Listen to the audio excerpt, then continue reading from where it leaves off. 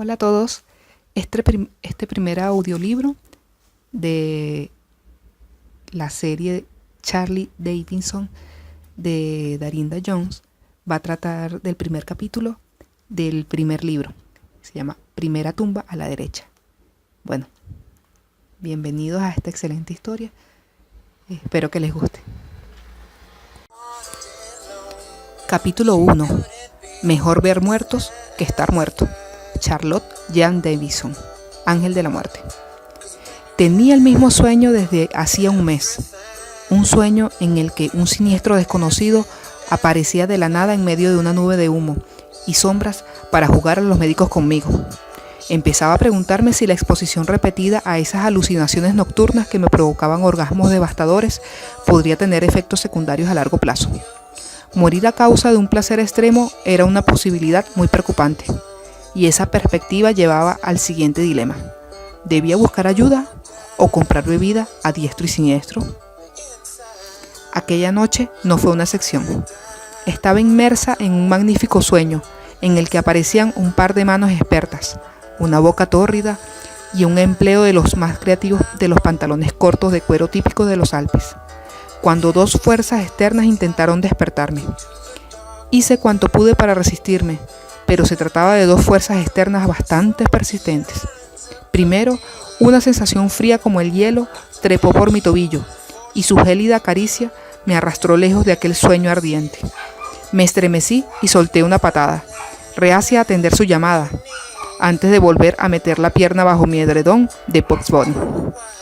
En segundo lugar, una suave aunque insistente melodía empezó a sonar en la periferia de mi conciencia, como una cancioncilla familiar que no lograba identificar. Después de un rato, comprendí que se trataba del tono de grillo de mi nuevo teléfono. Con un profundo suspiro abrí los ojos, lo suficiente para enfocar los números que brillaban en mi mesilla. Eran las 4:34 de la madrugada. ¿Qué clase de sádico llama a otro ser humano a las 4:34 de la madrugada? Alguien carraspeó a los pies de mi cama. Concentré mi atención en el tipo muerto que se encontraba allí y luego cerré los párpados. ¿Puedes encargarte de eso?, le pregunté con voz ronca. Él vaciló. ¿Te refieres al teléfono? Bueno, déjalo, da igual. Estiré la mano para coger el móvil y di un respingo cuando un latigazo de dolor me recorrió de arriba abajo, un recordatorio de que la noche anterior me habían dado una paliza de aupa. Tipo muerto se aclaró la garganta una vez más. Hola, grazné. Era mi tío Bob. Y empezó a bombardearme con palabras, nada más y nada menos. Al parecer era ajeno al hecho de que durante las horas previas al alba me resultaba imposible hilar cualquier pensamiento coherente. Me concentré un montón en concentrarme y conseguí distinguir 3 fases destacadas: noche movidita, 2 homicidios y mueve el culo hasta aquí. Incluso conseguí responder algo parecido a ¿de qué perla tempranera has salido? Él suspiró, a todas luces molesto, y luego colgó. Yo colgué también pulsando el botón de mi nuevo teléfono, que servía tanto para desconectar la llamada como para la marcación rápida del número del restaurante chino de comida para llevar que había a la vuelta de la esquina. Luego intenté incorporarme. Al igual que con el problema de los pensamientos coherentes, aquello era más fácil decirlo que hacerlo. Aunque por lo general mi peso rondaba los 57 kilos, cuando todavía estaba medio dormida ascendía hasta los 215. Tras un breve y torpe forcejeo propio de una ballena varada en la playa, me rendí. Tomarme un litro de helado y después recibir una tumba no había sido una buena idea. Demasiado dolorida para desperezarme, me permití un larguísimo bostezo. Hice una mueca al sentir un aguijonazo de dolor en la mandíbula y luego volví a echar el vistazo a tipo muerto. Estaba borroso, pero no porque estuviese muerto, sino porque eran las 4:34 de la madrugada y me habían pateado el culo pocas horas antes. Hola, dijo nervioso. Llevaba un traje arrugado, unas gafas de cristales redondos y el cabello alborotado de un modo que le hacía parecer una mezcla entre ese joven mago a quien todos conocemos y adoramos y un científico chiflado. También tenía 2 agujeros de bala en un lado de la cabeza y la sangre chorreaba de su sien derecha hasta la mejilla. Ninguno de esos detalles suponía un problema. El problema residía en el hecho de que tipo muerto estaba en mi habitación, de madrugada, mirándome como uno de esos tíos que se dedican a observar a hurtadillas a las mujeres desnudas. Le dirigí mi infame mirada mortal, superada tan solo por mi infame mirada abochornante, y obtuve una respuesta inmediata. Perdón, dijo de manera aturullada. No pretendía asustarte. ¿Acaso parecía asustada? Era evidente que debía perfeccionar mi mirada mortal. Pasé de él y me bajé de la cama poco a poco. Llevaba puesta la camiseta de los hockey de los Scorpion que le había comprado a un portero y unos boxers a cuadros del mismo equipo, diferente puesto. Chihuahuas, tequila y strip poker. Una noche que siempre encabezará mi lista de cosas que jamás volveré a hacer. Con los dientes apretados para mantener a raya la agonía, arrastré mis 215 kilos de peso hacia la cocina y, más importante aún, hacia la cafetera. La cafeína eliminaría el exceso de kilos y me haría recuperar el peso normal en cuestión de segundos. Dado que mi apartamento tenía más o menos el tamaño de una caja de galletas, no tardé mucho en encontrar el camino a la cocina en la oscuridad. Tipo muerto me siguió. Siempre me seguía. Solo cabía esperar que me tuviera la boca cerrada el tiempo suficiente para que la cafeína surtiera efecto. Por desgracia no tuve tanta suerte. Apenas había apretado el botón de encendido del aparato cuando empezó a hablar. Bueno, me dijo desde la puerta. Resulta que fue asesinado ayer y me dijeron que debía verte. Eso te dijeron, ¿eh? Me dio por pensar que si me cernía sobre la cafetera con aire amenazador, era posible que la máquina desarrollara una especie de complejo de inferioridad y preparara el café más rápido solo para demostrar que podía hacerlo. Aquel chico me dijo que resolvías crímenes. ¿De verdad te dijo eso? Eres Charlie Davidson, ¿no? Esa soy yo. ¿Eres Polly? Yo no diría eso. ¿Ayudante del sheriff? No. ¿Te encargas de las multas de aparcamiento? Mira, le dije volviéndome hacia él por fin. No te ofendas, pero por lo que sé, podrías haber muerto hace 30 años. Los difuntos no son conscientes del paso del tiempo. Cero, nada. Ayer, 18 de octubre, a las 5:30 de la tarde, recibí 2 tiros en la cabeza que me provocaron un traumatismo cerebral y la muerte. Vaya, repliqué al mismo tiempo que tiraba las riendas de mi escepticismo. Vale, no soy Polly. Me volví hacia la cafetera, decidida a doblegar su voluntad de hierro con mi infame mirada mortal. Superada tan solo por mí. Bueno, ¿qué eres entonces? Me pregunté si la peor pesadilla de uno podía sonar estúpida. Soy detective privado. Doy caza a adúlteros y a perros perdidos. No resuelvo casos de asesinato. En realidad sí lo hacía, pero él no tenía por qué saberlo. Acababa de cerrar un gran caso, tenía la esperanza de poder disfrutar unos días de descanso. Pero ese chico, Ángel, dije arrepentida de no haber exorcizado a aquel diablillo cuando tuve la oportunidad. ¿Era un ángel? No, su nombre es Ángel. ¿Se llama Ángel? Sí, ¿por qué? Pregunté harta ya de aquel jueguecillo de palabras. Pensé que podía haber sido un ángel. No, no es un ángel. Ángel es su nombre, y créeme, es cualquier cosa menos eso. Cuando terminó la era geológica en la que los organismos unicelulares evolucionaron para convertirse en presentadores de programas de entrevista, el señor Café aún seguía haciéndome esperar. Me rendí y decidí ir a hacer pis. Tipo muerto me sigo. Siempre me seguían. Eres muy brillante, dijo. Vaya, gracias. Y también chispeante. Ah, no me digas. Aquello no era nada nuevo. Por lo que me habían contado, los fallecidos me veían como una especie de faro en la oscuridad, como una entidad brillante.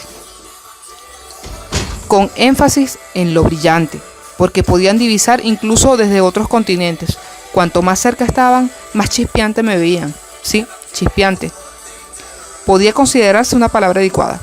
Siempre he considerado lo de las chispas como un plus a lo de ser el único ángel de la muerte de este lado de Marte.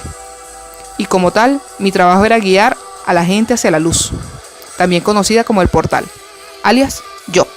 Sin embargo, las cosas no siempre resultaban sencillas. Algo parecido a lo de puedes llevar a un burro al río, pero no puedes obligarlo a beber. Y todo ese rollo. A propósito, añadí al tiempo que lo miraba por encima del hombro. Si ves a un ángel, a uno de verdad, corre a toda velocidad en la dirección opuesta. No había ningún motivo para hacerlo, pero me divertía asustar a la gente. ¿En serio? ¿En serio? Por cierto, me quedé callada y me volví para enfrentarme a él. ¿Me tocaste? Algo había irritado mi tobillo derecho, algo frío, y puesto que él era el único muerto en la habitación. ¿Qué? replicó indignado. Antes, cuando estaba en la cama.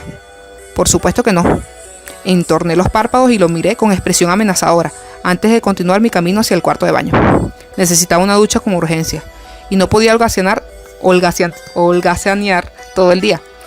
A mi tío Bob le daría un infarto. Sin embargo, mientras me acercaba al baño, me di cuenta de que lo peor de esta mañana, esa parte de que se haga la luz, estaba a punto de llegar. Solté un gemido y consideré la posibilidad de haraganear sin tener en cuenta el estado de las arterias del tío Bob. Aguante y punto, me dije. Había que hacerlo. Apoyé una mano temblorosa en la pared, contuve el aliento y presioné el interruptor. ¡Estoy ciega!, grité al tiempo que me protegía los ojos con los brazos.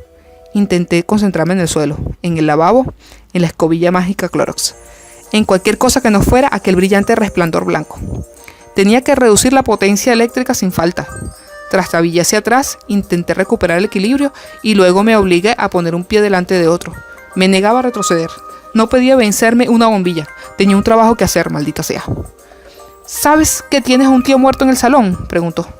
Me volví hacia el tipo muerto y luego eché un vistazo a la estancia donde se encontraba el señor Wong. Estaba de espaldas a nosotros, con la nariz enterrada en el rincón. Volví a concentrarme en tipo muerto, número 1, y le pregunté: ¿has oído el refrán de la sartén y la olla? El de que aparta que me tiznas. Señor Wong también era tipo muerto, uno diminuto, no mediría más de 1,5 metros, y era gris, todo él. Resultaba casi monócromo en su transparencia, con una especie de uniforme gris, cabello gris y piel gris. Parecía un prisionero de guerra chino, y se quedaba en un rincón día tras otro, año tras otro. Nunca se movía, nunca hablaba, aunque no podía culparlo por no querer salir, dado su escaso colorido y todo eso. Incluso yo pensaba que el señor Wong estaba como una cabra. Por supuesto, el mero hecho de tener un fantasma en el rincón no era lo más espeluznante. Y en el instante en que tipo muerto descubriera que en realidad el señor Wong no estaba de pie en el rincón, sino que levitaba con los pies a varios centímetros del suelo, entraría en estado de pánico. Uno de esos momentos que me alegraban la vida. «Buenos días, señor Wong», dije en voz casi de grito.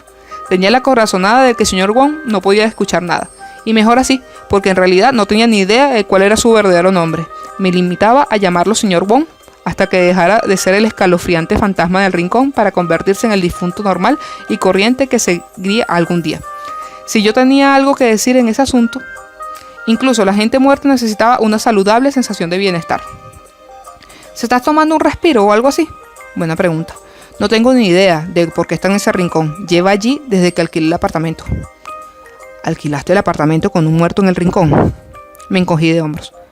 Quería el apartamento y supuse que podía taparlo con una estantería o algo por el estilo, pero la idea de tener un difunto revoloteando por mi ejemplar me atormentaba. Además, no podía hacerle eso, ni siquiera sé si le gustan las novelas románticas. Volví la mirada hacia el nuevo ser incorpóreo que me había honrado con su presencia. ¿Cómo te llamas tú, si se puede saber? Ay, qué grosería por mi parte, dijo al tiempo que se enderezaba y se acercaba para estrecharme la mano. Soy Patrick Sussman, III. Se quedó callado de pronto, contempló su mano y luego retrocedió con expresión avergonzada. Supongo que en realidad no podemos. Tomé su mano y le di un fuerte apretón. En realidad, Patrick Sussman III, sí que podemos. Frunció el ceño. No lo entiendo. Ya, bueno, le dije mientras entraba en el cuarto de baño. Únete al club. Justo cuando cerré la puerta, Patrick Sussman III entró el pánico por fin. ¡Ay, Dios mío! Ese hombre está levitando. Hay que disfrutar de las cosas sencillas de la vida y todo ese rollo. Mi ducha fue una especie de paraíso recubierto de sirope de chocolate caliente. Mientras el vapor y el agua se deslizaban sobre mí, realicé un repaso de cada músculo y le puse un asterisco mental a todos los que me dolían. El bíceps izquierdo necesitaba un asterisco, y era de lo más lógico. La noche anterior, el imbécil del bar me había retorcido el brazo con la aparente intención de arrancármelo. Algunas veces, ser detective privado significaba tener que vérselas con los personajes menos considerados de la sociedad, como por ejemplo el marido maltratador de una clienta. A continuación repasé todo el costado derecho. Sí, dolía. Asterisco. Lo más probable era que el dolor fuese resultado de la caída contra la gramola. Grasa y sigilo, cosas de las que carezco. Cadera izquierda, asterisco. Ni idea de por qué. Antebrazo izquierdo, doble asterisco. Posiblemente por intentar bloquear el puñetazo del imbécil. Y luego, por supuesto, estaban mi mejilla izquierda y la mandíbula, con un cuádruple asterisco, ya que mi bloqueo demostró ser del todo inútil. El imbécil era demasiado fuerte y demasiado rápido, y el puñetazo había sido demasiado inesperado. Caí como una vaquera borracha intentando bailar en fila al compás de Metallica. Embarazoso, sí, pero también esclarecedor de algún modo extraño. Nunca antes me habían dejado sin sentido. Creía que dolería más. Cuando uno se queda inconsciente, el dolor no desaparece hasta más tarde, y entonces se convierte en toda una verdadera putada. Aún así, había conseguido superar la noche sin daños permanentes, y eso era de agradecer. Mientras intentaba aliviar un poco el dolor del cuello, mis pensamientos regresaron al sueño que había tenido, el mismo sueño que tenía todas las noches desde hacía un mes. Cada vez me resultaba más y más difícil librarme de sus efectos al despertar, de los rozos ardientes, de la neblina del deseo. Cada noche en sueños aparecía un hombre de los lugares más recónditos y oscuros de mi cerebro, como si hubiera estado esperando a que me quedara dormida. Su boca, grande y masculina, abrazaba mi carne. Su lengua, como una llama sobre mi piel, provocaba diminutas chispas que sacudían todo mi cuerpo. Y luego, cuando el tipo se deslizaba hacia abajo, los cielos se abrían y los coros empezaban a entonar aleluyas en perfecta armonía. Al principio, los sueños empezaban con poca cosa, un roce, un beso suave como la brisa, una sonrisa que solo podía llegar a atisbar y que poseía una belleza que jamás había esperado. Luego evolucionaron, se volvieron más fuertes y aterradoramente intensos. Por primera vez en toda mi vida llegué al clímax mientras dormía, y no solo una vez. En el último mes había llegado al orgasmo a menudo, la mayoría de las noches de hecho, y todo a manos y otras partes corporales de un amante de ensueño a quien no podía ver. Con todo, sabía que era el epítome de la sensualidad, el magnetismo y el encanto masculino, y también sabía que me recordaba a alguien. Me daba la impresión de que alguien estaba invadiendo mis sueños, pero ¿quién? Siempre había podido ver a los muertos. Al fin y al cabo, había sido un ángel de la muerte desde el día que nací. El único ángel de la muerte, mejor dicho, aunque no descubrí ese maravilloso detalle hasta que empecé el instituto. Aún así, los muertos nunca habían sido capaces de colarse en mis sueños, de estremecerme, de excitarme o debo admitirlo, de hacerme suplicar. Mi habilidad no tiene nada de especial. Los difuntos existen en un plano, la raza humana en otro, y de algún modo, ya sea por un extraño accidente, por intervención divina o por algún trastorno psicológico, yo existo en los dos planos. Un privilegio de ángel muertismo, supongo. Sin embargo, todo es bastante sencillo. Nada de trances, nada de bolas de cristal, nada de canales que llevan a los muertos de un plano al siguiente. Tan solo una chica, unos cuantos fantasmas y toda la raza humana. ¿Qué podría ser más fácil? Pero él era algo más, algo no muerto. Al menos lo parecía. La persona de mis sueños irradiaba calor. La gente muerta está fría, igual que en las películas. Su presencia origina nubes de vaho, provoca escalofríos y pone la piel de gallina. Sin embargo, el hombre de mis sueños, aquel oscuro y seductor desconocido al que me había vuelto adicta, era un horno. Era como el agua caliente que se deslizaba sobre mi cuerpo en aquellos momentos, una presencia ardiente y sensual que estaba en todas partes a la vez. Los sueños eran muy reales, los sentimientos y las respuestas a sus caricias de lo más vívidos. Casi podía sentirlo también allí, bajo la ducha. Sentí sus manos ascendiendo por mis muslos, como si estuviese conmigo bajo el agua en aquel instante. Noté sus palmas sobre mis caderas y su cuerpo tonificado apretado contra mi espalda. Eché la mano hacia atrás y deslicé los dedos sobre sus nalgas de acero, cuando él me estrechó contra su torso. Sus músculos se contrajeron y se relajaron bajo mi palma, como los movimientos de la marea bajo el influjo de la luna. Cuando introduje una mano entre ambos y la deslicé sobre su abdomen para rodear su erección, él soltó un suspiro de placer y me abrazó con fuerza. Sentí su boca en mi oreja, su aliento en mi mejilla. Nunca habíamos hablado. La pasión y la intensidad de los sueños dejaban poco lugar para las conversaciones. Sin embargo, por primera vez, oí un susurro leve, casi imperceptible. Holandesa. Los latidos de mi corazón se dispararon y empecé a mirar a mi alrededor en la ducha, buscando fantasmas en todas las grietas y hendiduras. Nada. ¿Me había quedado dormida? ¿En la ducha?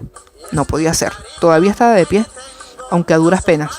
Me aferré a los grifos para mantenerme erguida mientras me preguntaba qué demonio acababa de suceder. Una vez que conseguí tranquilizarme, cerré el grifo y cogí una toalla. holandesa. Había oído claramente la palabra holandesa. Tan solo una persona en el mundo me había llamado holandesa, una vez, hacía muchísimo tiempo. Bueno, hasta aquí el capítulo 1. Espero que les haya gustado. Dentro de poco, pues pueden acceder entonces a el segundo capítulo. Gracias por escucharme y sigamos con esta linda historia.